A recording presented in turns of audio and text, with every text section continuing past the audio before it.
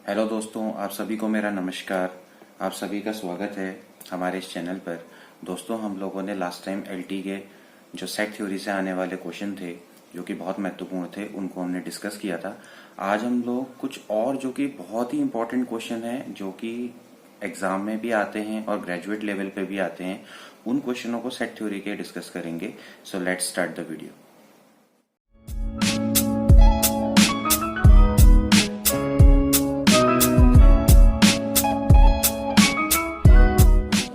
एक क्वेश्चन है पहला कि total number of different partition of a set having 4 element, यानी आपको बताना है कि total number of different partition कितने हो सकते हैं सेट हैविंग 4 एलिमेंट, यानी सेट में 4 एलिमेंट है। इसको मैं एक एग्जांपल से आपको बताता हूं कि भाई देखो, जैसे सपोज करो हमारे पास एक सेट है 1 2 3 4। ओके, आपने क्या करना है, इसके पार्टीशन करने हैं। पार्टीशन का मतलब सीधा सीधा सा है कि इसको आपने क्या कर देना है, तोड़ देना है। और इसके जो आप इनको तोड़ोगे, यानी इसके जो कंपोनेंट्स जो इसके बनेंगे उनका यूनियन फिर से ए आना चाहिए। देखिए, सबसेट और पार्टीशन में डिफरेंस है। पार्टीशन का मतलब है कि आपने एक सेट को तोड़ दिया, ठीक है। जैसे फॉर एग्जांपल मैं इसको क्या कर सकता हूं, एक एक के पार्टीशन में तोड़ सकता हूं। जैसे एक के पार्टीशन में तोड़ दिया तो क्या होगा, जैसे 1 2 3 4। और दूसरा क्या हो सकता है वे पार्टीशन का, ये हो सकता है 2 2 का पार्टीशन हो सकता है। जैसे हमने क्या कर दिया, एक में रख दिया 1 2, एक में रख दिया 3 4। ओके, इसी तरह इसमें 1 2, इसमें ऐसा भी हो सकता है कि भाई 1 3 और 2 4, ये भी हो सकता है। इसी तरह से अगला क्या हो सकता है कि भाई हमने क्या लिया, 3 और 1 का पार्टीशन कर दिया, मतलब एक सेट में 3 एलिमेंट और एक में एक एलिमेंट। जैसे सपोज करो क्या हो गया 1 2 3 और एक में हो गया 4। इनका यूनियन फिर से क्या आएगा, ए आएगा। इसी तरह से अगला क्या हो सकता है, 4 वाला, यानी 4 तो कुल एलिमेंट 4 ही है, तो भाई सीधे क्या हो जाएगा भाई 1 2 3 4 ना। तो ये है। अब हमें बताना है कि ऐसे टोटल कितने डिफरेंट पार्टीशन बनेंगे। ओके, अब आपको पता है कि भाई ये तो सीधे सीधा सा बन रहा है कि ये एक ही बनेगा और ये भी एक बनेगा, तो ये तो एक एक हो गए। मेन दिक्कत आती है इनको सॉल्व करने में कि भाई देखो, दो दो के कितने बनेंगे और तीन एक के कितने बनेंगे। तो यहां पर हमें एक बहुत ही फेमस फॉर्मूला है जिसको हम बोलते हैं स्ट्रिलिंग फॉर्मूला, उसका हम यूज करेंगे। ओके, तो बच्चों हमारे सामने यहाँ पर आपका स्ट्रिलिंग नंबर्स यानी स्ट्रिलिंग फॉर्मूला, जिसकी मदद से हम इजीली बता सकते हैं कि भाई कितने पार्टीशन आपके बन सकते हैं। ओके, जैसे सपोज करो हमारे पास n नंबर ऑफ एलिमेंट है। ओके, जैसे हमारे पास, इसका मैं जनरल फॉर्मूला आपको बताता हूँ कि अगर सपोज करो हमारे पास n नंबर ऑफ एलिमेंट है और सपोज करो हमें उसमें से k पार्टीशन बनाने हैं। ओके, जैसे सपोज करो अभी हमारे पास क्या थे भाई, 4 नंबर ऑफ एलिमेंट थे, उसमें से हमें दो दो के पार्टीशन बनाने, तो उसको क्या लिखेंगे 4 2। ओके, तो इसका जो फॉर्मूला है, इसका फॉर्मूला बहुत इंपॉर्टेंट है और बहुत इजी भी है याद करने के लिए। तो ये हो जाएगा 1/k फैक्टोरियल समेशन i बराबर 0 से लेकर k -1 की power i KCI and then k -i की पावर n। ओके, ये आपके सामने एक फॉर्मूला है जिसको हम बोलते हैं स्ट्रिलिंग नंबर फॉर्मूला। इसको आप ध्यान रखेंगे, देखिए ये बहुत इंपॉर्टेंट फॉर्मूला है, इसको आपने ध्यान में रखना है कि ये होता है आपका nk, यानी आपको सपोज करो पार्टीशन बनाने हैं। जैसे मैं कोई मुझसे कहता है कि भाई 4 एलिमेंट है, उसमें से दो दो पार्टीशन वाले कितने बनेंगे ग्रुप। ओके, जिसमें दो दो पार्टीशन हो, यानी 2 एलिमेंट एक ग्रुप में 2 एलिमेंट, ठीक है ना। आप पार्टीशन को ग्रुपिंग भी कह सकते हैं एक तरीके से। तो भाई NCK, तो यानी हमें भाई n एलिमेंट है, उनको हमने क्या करना है, k के ग्रुप में तोड़ना है, ठीक है।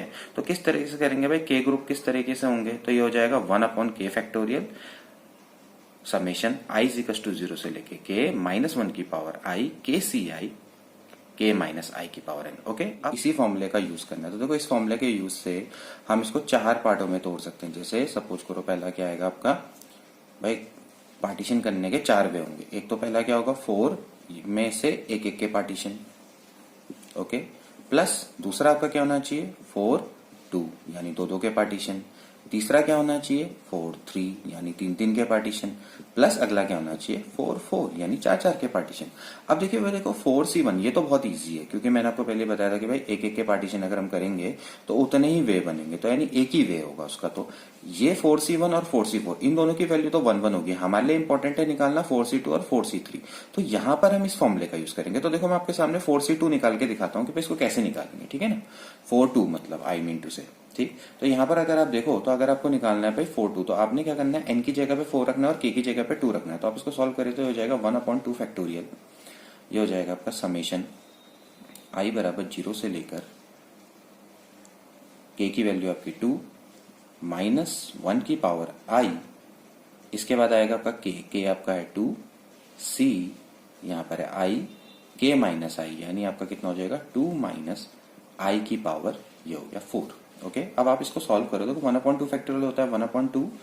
अब आप इसको सॉल्व करोगे समेशन, पहले आप समेशन है मतलब यानी i बराबर 0 से लेके आपको कहां तक जाना है, पहले आप 0 रखेंगे, फिर 1 रखेंगे, फिर 2 रखेंगे। ओके, तो यहाँ पर आप रखो, पहले सपोज करो 0 रखोगे तो हो जाएगा 1, तो ये हो जाएगा आपका 2c0, यहाँ पर आप ये हो जाएगा आपका 2 की पावर 4। ओके, प्लस इसके बाद इसमें i बराबर आप 1 रखो, तो 1 रखने पे क्या हो जाएगा माइनस 2c1 आपका कितना होता है, और फिर 2 माइनस 1, 2 में से 1 जाएगा तो आपका कितना बचेगा 1 की पावर 4। एंड ऑब्वियसली अगर आप इसके बाद इसमें 2 रखेंगे तो ये 0 हो जाएगा, तो पूरा टर्म 0 हो जाएगा। ओके, तो यहाँ पर से अगर आप इसको सॉल्व करेंगे तो हो जाएगा 1/2, ये हो जाएगा 2c0 आपका होता है 1, 2 की पावर 4 का मतलब हो गया आपका 16, और ये 2c1 यानी कितना हो गया आपका -2। ओके, तो 16 में से 2 के आपका कितना होता है 14, तो 14 डिवाइडेड बाय 2 यानी कितना आ जाएगा 7।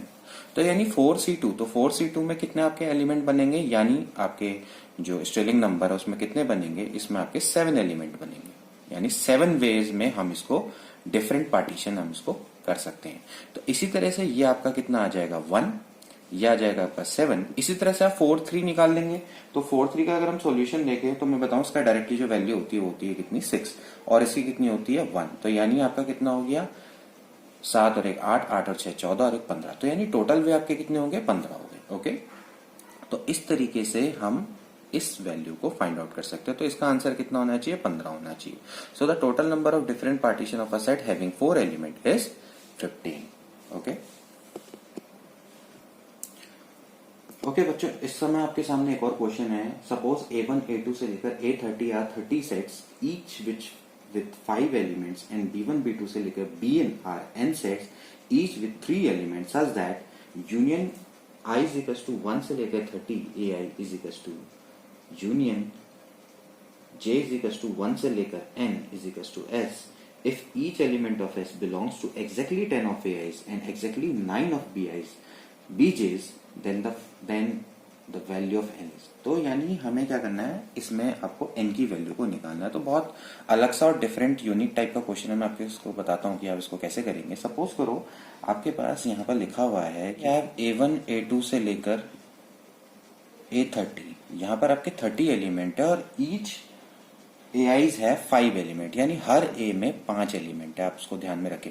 ओके, इसके बाद आपसे कह रहा है कि भाई B1 B2 से लेकर आपके Bn एलिमेंट है, जो यानी n जिसकी हमें वैल्यू निकालनी है, और हर B में आपके 3 एलिमेंट है। ओके, तो अब आपसे कह रहा है कि भैया union of I is equal to 1 से लेकर AI बराबर union J is equal to 1 से लेकर n, sorry I is equal to 1 से लेकर 30 AI and J is equal to 1 से लेकर n, BJ is equal to आपको बोल रहा है S। ओके, और यहाँ पर कह रहा है कि if each element of S belongs to exactly 10 of AIs, यानी S के जो एलिमेंट है, यानी अगर हम number of element in S निकालें तो एग्जैक्टली 10 AIs के, और the number of element in S exactly 9 BIs के बराबर है। तो आप इसको समझिए कि भाई इसको हम कैसे करेंगे। ओके,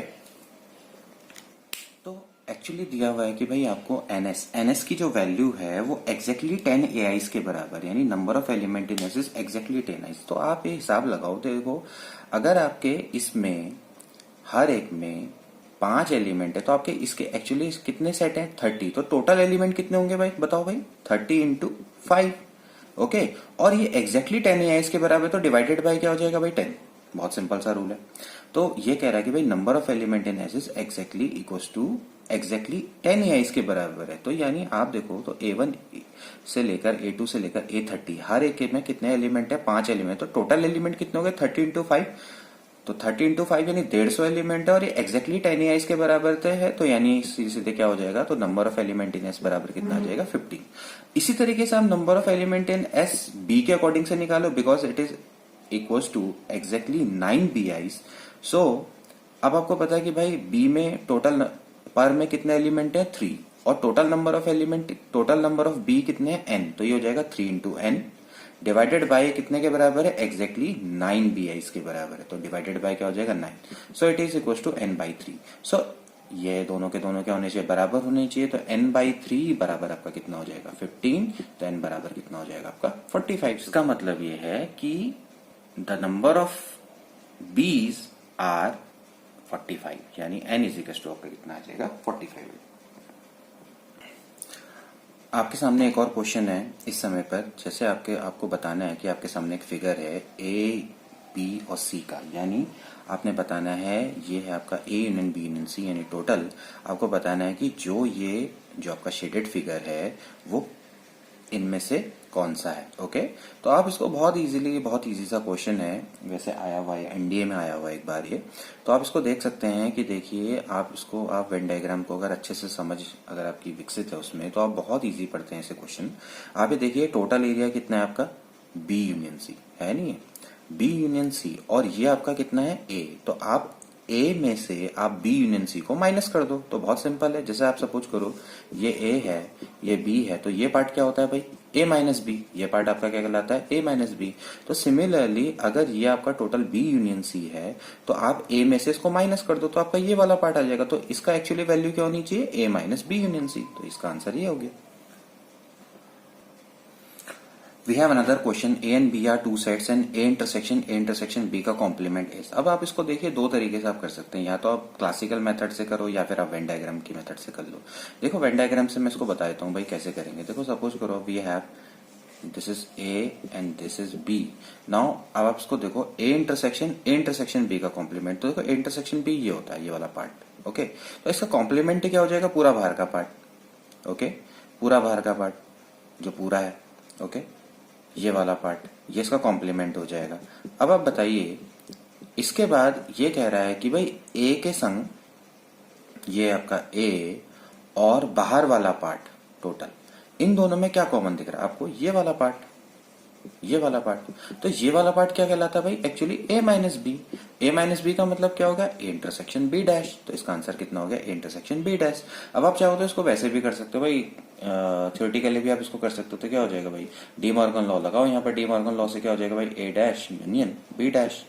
ए डैश यूनियन बी डैश क्यों होगा आपको मैंने पहले बताया था, इंटरसेक्शन क्या होता है यूनियन में कन्वर्ट हो जाता है। तो यहाँ से आप फिर यहाँ पर आप लगाओ distributive law, A dot B plus C क्या हो जाएगा भाई A dot A intersection A dash, बीच में आएगा यूनियन, फिर आएगा ए इंटरसेक्शन बी डैश। अब ए इंटरसेक्शन ए डैश यानी ए और ए डैश में क्या कॉमन होता है कुछ भी, यानी नल, तो null union A intersection B dash. तो यहाँ पर से फाइव का union A intersection B dash क्या हो जाएगा भाई ए इंटरसेक्शन बी डैश, तो ये इसका आंसर है।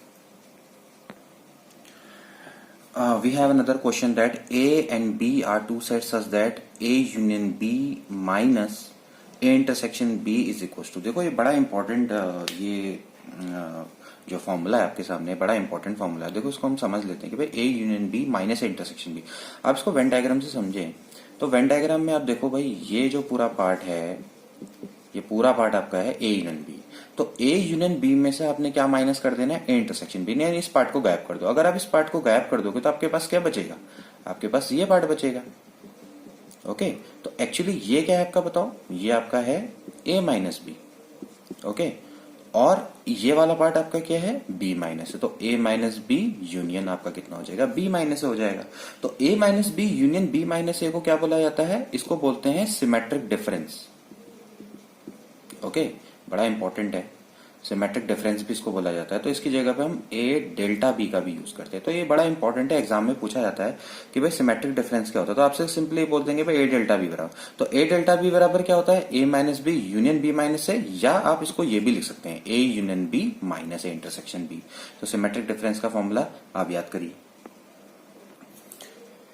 We have another question, the number of proper subset of the set 1 2 3।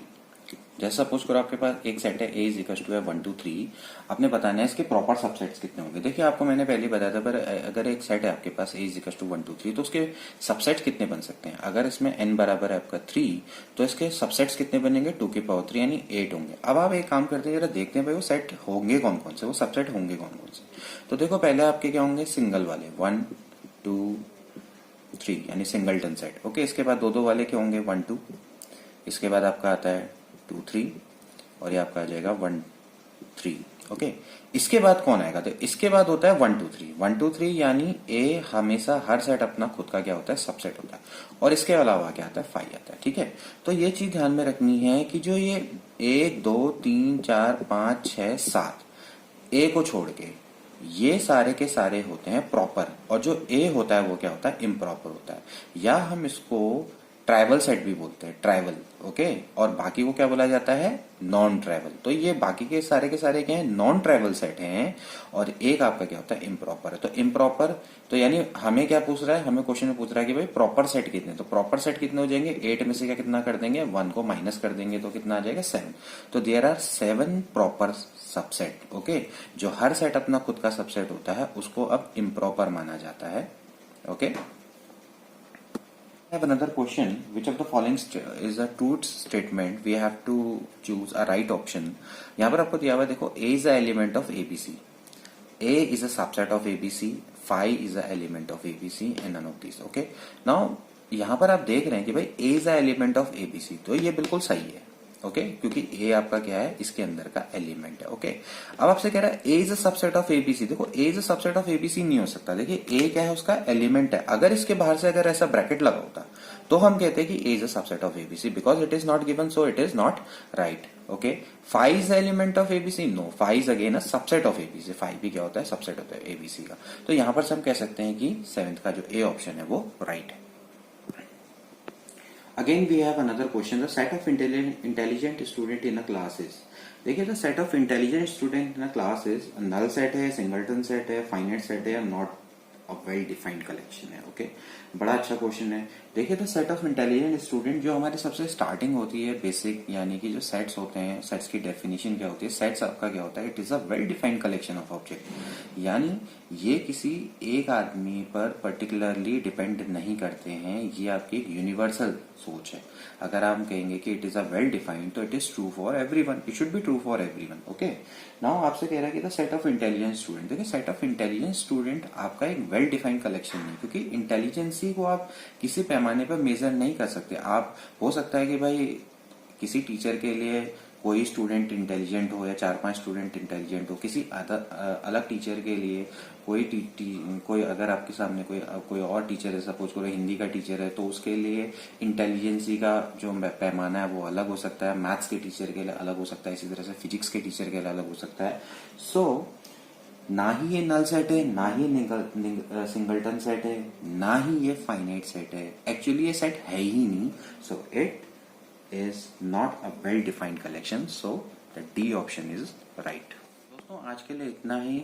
अब हम नेक्स्ट जो लेक्चर होगा उसमें मैं रिलेशन से संबंधित अति महत्वपूर्ण जो क्वेश्चन है, जो कि एलटी और लेक्चरर एग्जाम में आते हैं, इवन इन एनडी और आईआईटी में भी आते हैं वाले क्वेश्चन, उनको डिस्कस करूंगा। तो till then take care and good bye.